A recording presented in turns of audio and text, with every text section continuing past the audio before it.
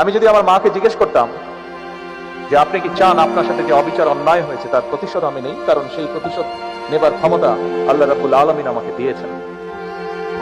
আমার মায়ের সন্তান হিসাবে আমি নিশ্চিত আমার মা আমাকে বলতেন, তোমার দায়িত্ব দেশের সকলকে ঐক্যবদ্ধ করে সামনে এগিয়ে যাওয়া। তারা জবরদস্তি ধাক্কা দিয়ে আমাকে বাড়ি থেকে বের করেছে। আমি এর বিচারের ভার মহান আল্লাহ ও প্রিয় দেশবাসীর উপর ছেড়ে দিলাম।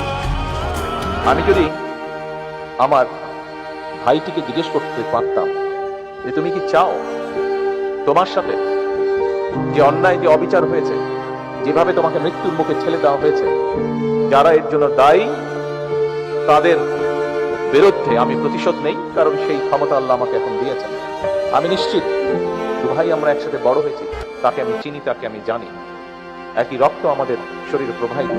আমার ভাইটিও সেই একই উত্তর দিত যে উত্তরটি আমার মা আমাকে দিত। প্রিয় ভাই বোনেরা,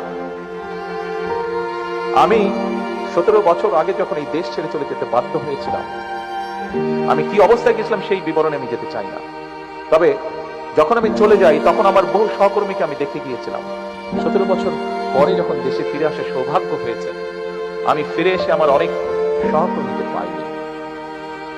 আমি জুলাই আন্দোলনের আগেও আমার বহু সহকর্মীকে দেখেছিলাম, ছাত্রদল সহ, আমার বিএনপি সহ, আমার দলের বহু নেতাকর্মী, বহু সহকর্মীকে দেখেছিলাম, যাদেরকে 5ই আগস্টের পরে আমি আর পাইনি, কারণ তারা পৃথিবীতে নেই, তারা পৃথিবী ছেড়ে চলে গিয়েছে।